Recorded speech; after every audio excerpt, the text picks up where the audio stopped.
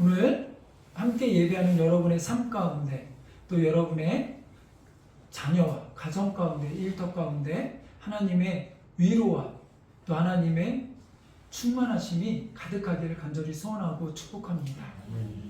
오늘은 종려주일입니다. 종려주일은 아까 잠깐 언급했듯이 예수님께서 이제는 절기를 지키기 위하여 예루살렘으로 입성을 하십니다. 근데 이번 절기를 지키려고 입성하는 이 모습은 좀 다릅니다. 왜냐하면 이전 예수님께서 공생의 3년의 기간 동안 그 마지막 종지부를 찍으며 십자가를 지기 위하여 입성하는 그러한 시기 때문에 그렇습니다. 그러기에 그냥 입성하는 것이 아니라 왕의 모습으로 이 예루살렘에 입성하게 되어지죠. 그때 예수님의 입성을 이스라엘 백성들이 다 나와서 환호하며 예수님을 향하여 외칩니다. 뭐라고 외쳐요? 호산나라고 외칩니다. 호산나는 무슨 의미입니까? 우리 아까 찬양도 했지만 이제 구원하옵소서. 이제 자신들을 구해달라고 구원해달라고 예수님을 향하여 이제는 소리치는 거예요. 그리고 왕의 행렬과 같이 종려나무 가지를 끊어서 와 이렇게 환호하듯이 예수님의 행렬에 서가지고 그렇게 예수님을 부르짖고 예수님을 향하여 온갖 환호와 온갖 소리를 외치며 맞이하고 있는 그러한 모습입니다. 그렇게 예수님이 예루살렘으로 이제는 들어가고 있는 모습이 오늘 본문의 그림이기도 합니다. 근데 오늘 본문의 그림에서 한번 상상을 해보세요. 사람들이 환호하며 왕의 모습으로 막 우리를 구원해 주세요 라고 하면서 기뻐하면서 나뭇가지를 흔들고 막 이런 모습들 속에 있는데 예수님의 모습을 보세요. 예수님이 지금 막 오는데 어떤 모습으로 오세요? 나귀를 타고 오세요. 뭔가 언밸런스하지 않습니까? 뭔가 오게티처럼 그 오는 모습이 약간은 이상하지 않습니까? 뭐가 이상할까요? 네, 예수님이 탄 뭘 타고 오죠? 나귀를 타고 와요. 나귀를. 보통 왕의 모습이면 왕의 행렬이면 백마를 탄다든지 뭐 이럴 거 아닙니까? 근데 예수님이 어떻게 보면 너무 초라하게 짝이 없을 정도로 그냥 나귀를 타고 오는 거예요. 근데 이 모습에서 이 나귀를 누가 선택하셨습니까? 예수님이. 갑자기 뭐 탈 게 없어가지고 뭐 탈 거 없나? 해가지고 갑자기 그거를 탄 게 아니에요. 그럼 어떻게 탔어요? 예수님이 작정하고 제자들을 보내서 저기 가면 나귀가 있을 거야. 그 나귀 갖고 와라 하고 지명하여 보낸 거예요. 어차피 그렇게 지명하고 보낼 거면 그리고 그 나귀를 갖고 오라고 할 때도 값을 치르고 갖고 온 게 아니거든요. 나귀를 갖고 오려고 하는데 누가 왜 나귀 이거 너 풀고 이러느냐 라고 제자들에게 물으면 주가 쓰시겠다 하라 이러면 된다라는 거예요. 그러면 어차피 이럴 거면 나귀 말고 멋진 백마나 이런 거 예수님 구할 수 있었을까요? 없었을까요? 충분히 구할 수 있지 않았겠습니까?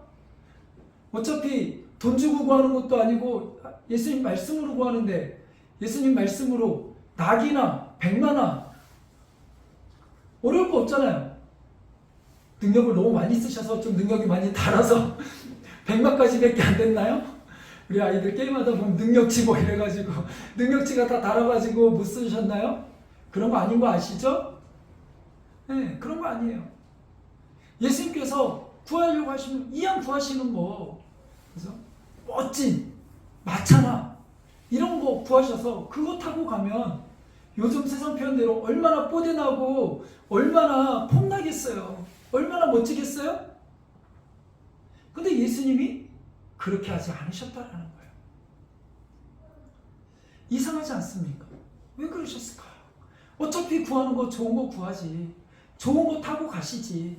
왕으로 입성인데 이제 조금 있으면 십자가 달려 돌아가시고 이제는 부활 승천하셔서 그 영광스러운 일을 하실 그 분이 왜 그러셨을까? 왜 나귀를 쓰셨을까? 라는 거죠. 한번 여러분 생각해 보시기 바랍니다. 왜 그러셨을까? 왜 그러셨을까? 오늘 이 말씀을 통하여 우리가 이 부분들을 같이 나누면서 이것이 우리에게 얼마나 큰 은혜인지 다시 한번 되돌아보기를 원하고요. 또한 이렇게 주가 쓰시겠다 라고 하실 때 백마나 멋진 마차나 그 좋은 것들 다 내어놓고 오늘 나귀를 쓰시겠다라고 말씀하시는 그분이 만약 오늘 나에게 다가와 내가 너를 쓰겠다라고 한다면 우리는 어떻게 반응해야 할까? 그리고 이것이 어떤 의미로 우리에게 다가올까? 이것을 오늘 말씀을 통하여 살펴보고 나누기를 원합니다. 그리고 이것이 우리에게 도전이 될 때 아멘으로 믿음으로 나아가는 우리들이 되기를 원합니다. 제자들이 이렇게 나귀를 풀 때 주가 쓰시겠다 합니다 라고 예수님의 말 그대로 할 때 뭐라고 그랬대요? 허락했대요. 오늘 우리 안에도 그러한 은혜가 있기를 축복합니다. 자, 그럼 나눠보죠. 왜 예수님 왜 그러셨을까요? 주의 시선 때문에? 그렇지 않아요. 예수님은 왜 그러셨을까? 먼저 첫 번째는 말씀의 성취 때문에 그래요. 언약의 성취 때문에 그래요. 우리 스가랴 9장 9절에 보면 어떤 말씀이 있냐면 제가 읽어드릴게요. 시온에 따라 크게 기뻐할지어다. 예루살렘에 따라 즐거이 부를지어다. 보라, 내 왕이 내게 임하시나니 그는 공의로우시며 구원을 베푸시며 겸손하여. 이거 누구에 대한 이야기예요? 우리가 신학을 공부하지 않아도 그냥 내용을 들으면 감각적으로 딱 감이 오죠? 누구요? 이 땅에 우리의 죄를 위하여 구원하신 예수님에 대한 이야기죠. 구원자 메시아에 대한 이야기입니다. 그분이 오시는데 뭐라고 이야기하냐면 나귀를 타시나니 나귀의 작은 것 곧 나귀 새끼니라. 아멘. 이미 오래전부터 오늘 이 사건을, 이 그림을 예언하셨다라는 거예요. 이 말은 무슨 말입니까? 그냥 갑자기 충동적으로 어떤 사건에 의해서 지금 나귀를 타신 게 아니라 의도를 가지고 계획적으로 이 나귀를 타신 것이고, 이 나귀의 사건들이, 나귀를 타시고 입성하는 이 사건들이 하나님의 큰 그림과 계획 속에 이미 오래전부터 계획된 사건이라는 거죠.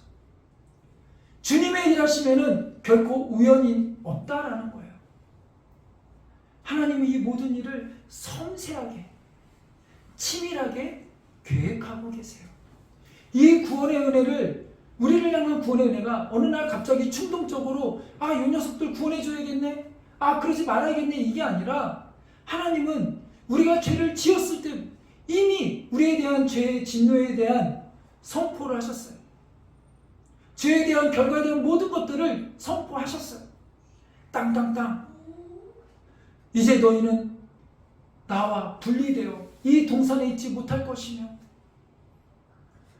그리고 그들에게 계속해서 죄에 대한 결과가 무엇인지 쭉 설명하셨어요.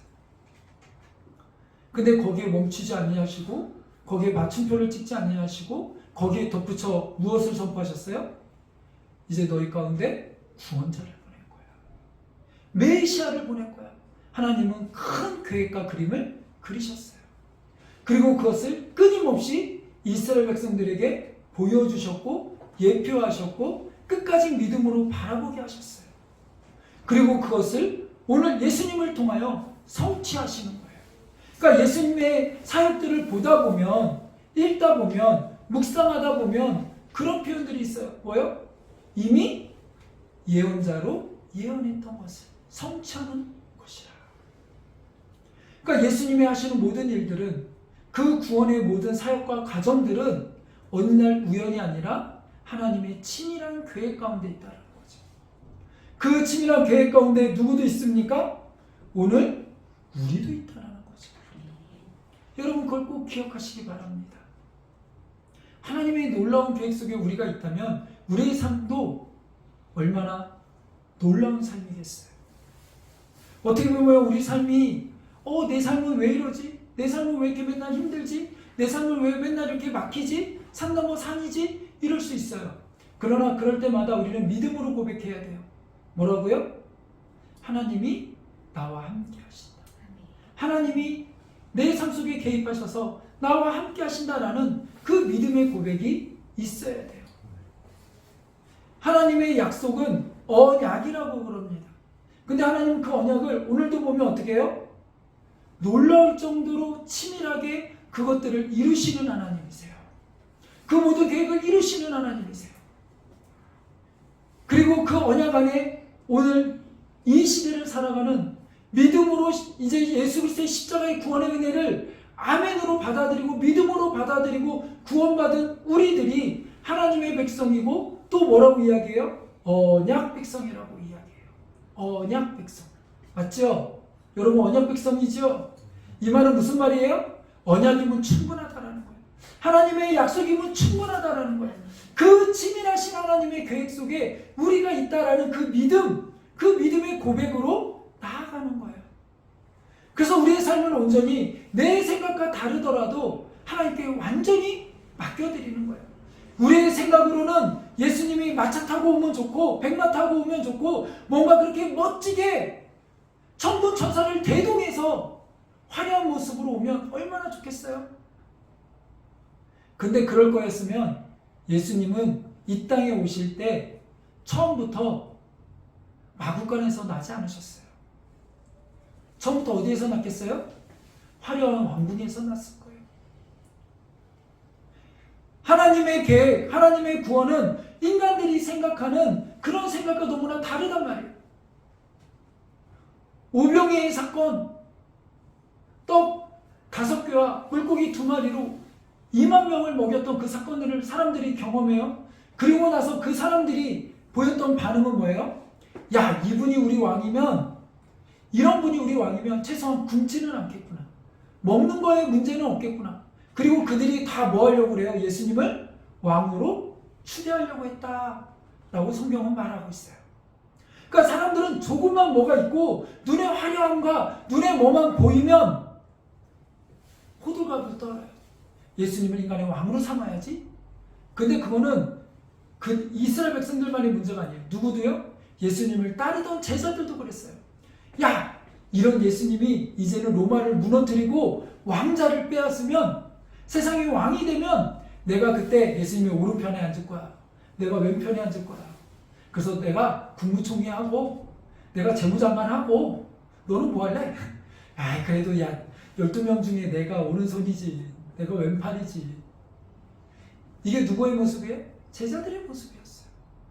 근데 더 중요한 사실은 뭐예요? 주님은 전혀 다른 그림을 그리고 있다는 거죠.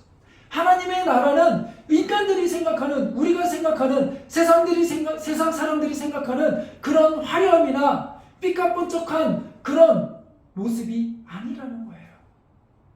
화려함이 아니라는 거예요. 하나님의 나라는 그런 곳에 있지 않아요.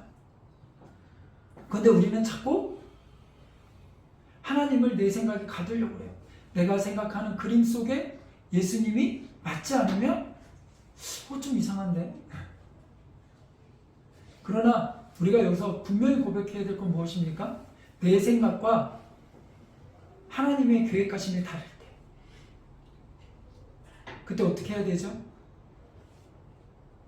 대표적인 그 모습을 보여주는 사건들이 있잖아요. 나아만. 여러분 나아만 장군 아십니까? 나아만 장군이 이제는 병이 걸렸어요.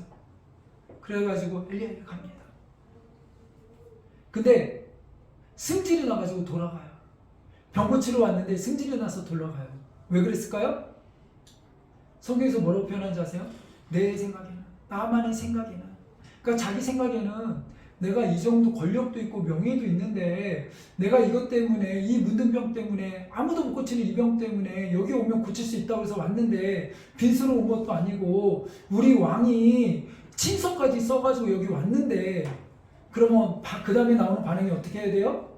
미리 내가 올 때 저 멀리서부터 나를 좀 환송하고 맞이하고 아유 장군님 오셨어요 하면서 어디가 아프세요 어루만지면서 막 기도 이렇게 좀 해주고 해야 되는데 그게 자기 생각인데 그렇게 해줬대요 안 해줬대요? 안 해줬대요. 그러니까 승질나서 가는 거예요. 그냥 나만한테 저기 가가지고 요단강에 가서 7번 씻으세요 했더니 야, 이 강물이, 야, 이거 말고 우리 가면 더 좋은 강물인데 내가 지금 여기서 이거 씻으려고 여기 왔는 줄 알아? 자기 생각과 너무 다른 거죠.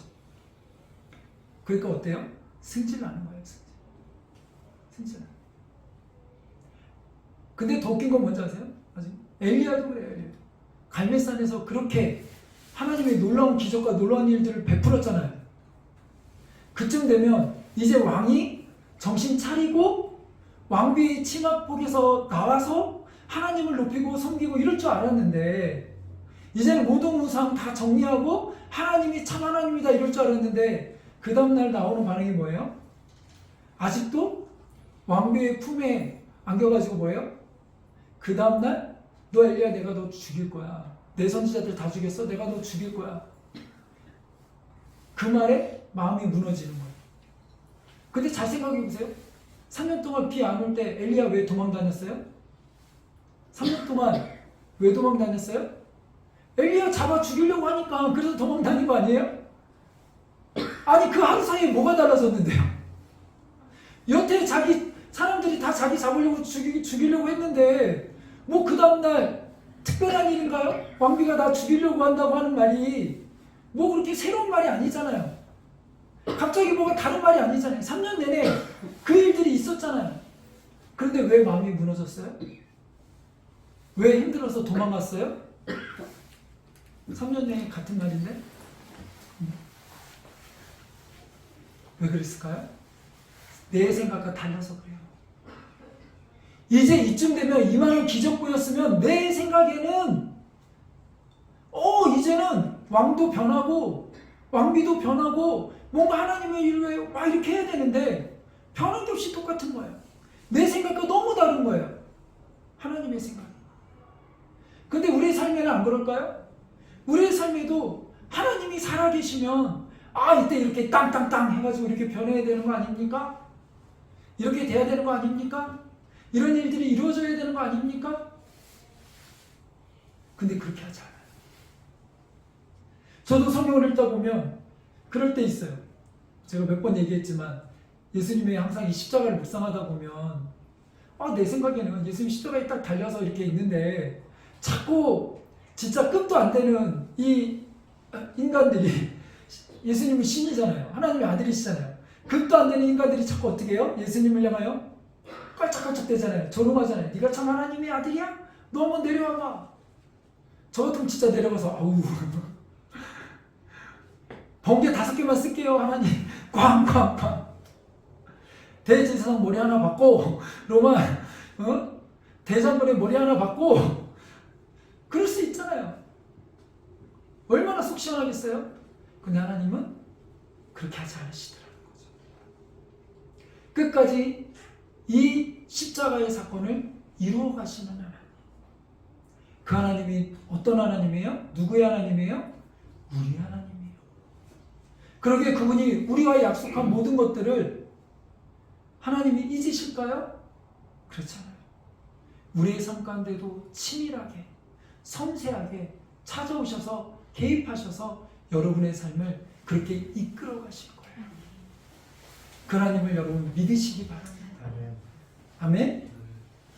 그 하나님은 우리 생각과 달라요. 때로는 너무 초라해 보여요. 그러나 그 분이 하나님의 아들이라고 할 때 그분을 우리는 뭐예요? 믿는 거예요. 어떤 현상이나 어떤 표정을 보고 믿는 게 아니에요. 뭘 보고 믿는 거예요? 하나님의 말씀을 보고 믿는 거예요. 그래서 마지막 때에는 예수님의 이름으로 온갖 귀신을 쫓아내고 뭐 여러 가지 일들과 현상들이 일어난대요. 근데 그게 누가 하는 일들이래요? 사단이 하는 일들이래요. 어둠의 권세들이 하는 일들이래요.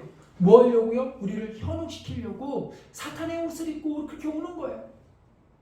그러기 때문에 우리는 깨어 있어야 되고 항상 어디로 돌아가야 돼요? 현상이 아니라 눈에 보이는 화려함이 아니라 하나님의 말씀으로 돌아가서 말씀 안에 하나님을 끝까지 붙잡고 나아가는 믿음이 있어야 되는 거예요. 아멘 주 예수여 어서 오시옵소서. 내가 생각하는 그림과 다르다 할지라도 하나님의 말씀으로 우리는 돌아가서 말씀이 그려주는 그 그림대로 우리는 보고 믿고 묵상하고 우리의 삶을 거기에 녹여내는 그런 삶이 되기를 간절히 소원하고 축복합니다. 우리가 이 말씀 속에서 또 하나 생각해야 될 것이 있어요. 주님이 뭐라고 이야기하십니까? 주가 쓰시겠다 하라. 아, 이왕이면 멋진 말 쓰지. 멋진 마차나 이런 화려함 쓰시지. 왜 나귀를 향하여 쓰신다 하셨을까? 이것은 우리에게 참 큰 위로가 됩니다. 하나님 만약에 화려하고 멋진 거를 쓰셨다고 생각해 보세요. 그런 것만 좋아하는 하나님이라고 생각해 보세요. 그러면 우리는 오늘 이 자리에 있을 이유가 있을까요? 없을까요? 네, 여기에 속상해하지 마세요. 갑자기 나는 그래도 괜찮은데, 괜찮은 사람인데, 뭐 이런 얘기하려고 하는 거 아니에요. 세상처럼 상위 몇 프로 무언가를 위하여 지금 선발하듯이 그렇게 선발하는 게 아니잖아요. 이해가 되시나요?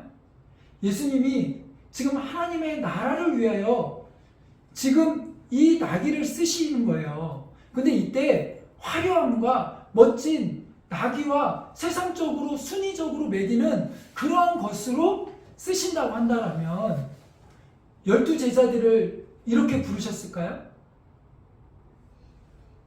무슨 말했냐면 12제자의 출신이 뭐죠? 어부, 세리.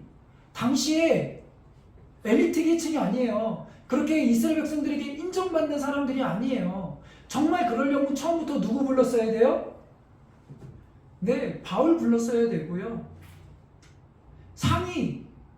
정말 상위 1%, 이스라엘 백성 중에 12명이면 상위 1%도 아니죠. 0.000 몇 프로의 상위권을 갖다 뽑았어야 돼요. 근데 그러지 않으셨다는 거예요. 구원의 은혜의 그 일을 펼쳐가시는데, 구원의 역사를 펼쳐가시는데 하나님이 필요하신 그 사람은 무엇일까요? 하나님이 찾아오셔서 내가 쓰겠다 하시는 그 사람이 필요한 거예요. 근데 그 사람의 조건이 세상적인 조건과 다르다는 얘기를 하고 있는 거예요. 세상적인 조건으로 최소한 대학은 나와야 되고, 최소한 뭐는 나와야 되고, 뭐는 있어야 되고, 그래도 10억 이상은 있어야 되고, 마치 이력서 내듯이 그렇게 하나님이 뽑으시고 부르시는 하나님이 아니라는 거예요.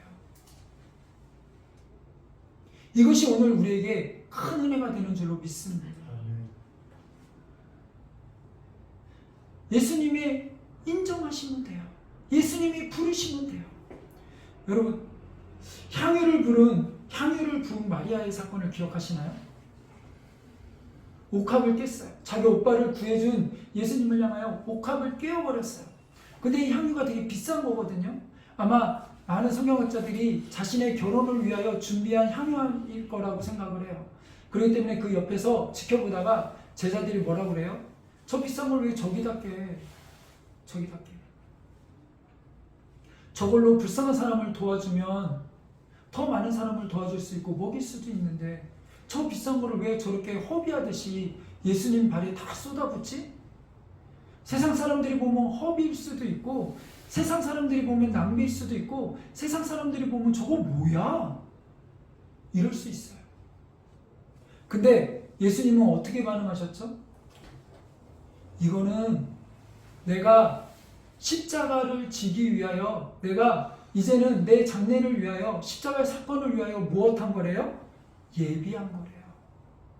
근데 이때 잘 보세요. 이 여인이 예수님이 십자가 질 거 아시고 우리의 죄를 다 지고 십자가에 달려 죽을 거 아시고, 아유 예수님 죽으면 안 되지, 예수님 돌아가셨으니까 이제 옥합을 깨서 그렇게 향유를 부어드려야지, 이런 마음으로 옥합을 깼을까요?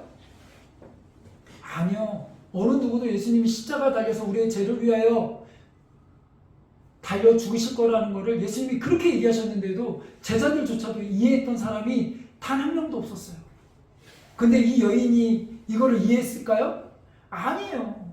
이 여인은 단 한 가지예요. 예수님을 향한 마음, 감사의 마음, 그 한 가지였어요. 그거를 위하여 깨어버린 거예요. 그런데 이거를 보고 아무런 이 여인의 볼품없는 이 여인의 헌신, 옷감을 깨는 이거를 보고 주님 뭐라고 인정해 주셨어요? 내 장례를 예비했다. 이 말은 뭐예요? 십자가의 구원의 은혜를 예비했다라는 거예요. 십자가 구원의 사건에 이 여인이 쓰였다라는 거예요. 헌신했다라는 거예요. 이 여인은 그냥 예수님을 향하여 쏟아 부은 그 마음이지만 주님은 그것을 어떻게 받으셨어요? 구원의 십자가의 사건의 한 획을 긋는 중요한 포인트로 그것을 인정해 주셨다는 거예요. 그리고 그 여인의 헌신이, 그 향유함이 이제는 성경에 기록되어지고 계속해서 그것들이 그 헌신으로 쓰임받게 되어져요. 이 나귀도 역시 마찬가지죠. 초라한 나귀 가져간다고 할 때 이게 뭐 그렇게 십자가의 사건에 역시 마찬가지예요. 주님이 우리를 찾아와 우리에게 말씀하실 때 사랑하는 내 딸아, 사랑하는 내 아들아, 내가 너를 써야겠다 라고 부르실 때 하나님 나는 이제 드릴 게 없는데요. 하나님 나는 이제 할 수 있는 게 없는데요. 나는 이제 나이가 없고요. 이제는 나는요 뭐 할 수 있는 형편도 없고요. 이렇습니다. 근데 그게 늘 하나님이 부르셨을 때 사람들의 반응이었어요. 누가 그랬어요? 모세가 그랬잖아요. 아유 좀 옛날에 오시지. 지금 내가 내 꼴을 보세요. 나는 말도 못합니다. 이제 나는 못해요. 근데 주님 뭐라고 그러세요? 그래 내가 보니까 너 못할 것 같다. 가라. 이러셨나요? 끊임없이 설득하시죠. 아니 너 할 수 있어. 너 할 수 있어. 너 할 수 있어. 기도원은 어때요? 기도원을 불렀는데 큰 용사요 이러면서 불렀어요. 속으로는 좋았을지 모르지만 이제는 네가 큰 용사니까 네가 해야 될 일이 있다 이러면서 막 얘기를 해요. 그랬더니 뭐라 그래요? 나는 극히 작은 가문 중에 가문입니다. 백도 없습니다. 힘도 없습니다. 내가 뭘요? 내가 뭘요? 하나님의 부르심 가운데 아싸 하고 아멘으로 좋아서 간 사람 아무도 없어요. 다 하나님이 쓰시겠다고 부르실 때 어때요? 나 부족한데요. 그러니까 부르는 거예요. 하나님 나 이거 못하는데요. 아니 너 할 수 있어. 왜요? 내 능력으로 하는 거 아니니까. 내 힘으로 하는 거 아니니까. 그러니까 괜찮아.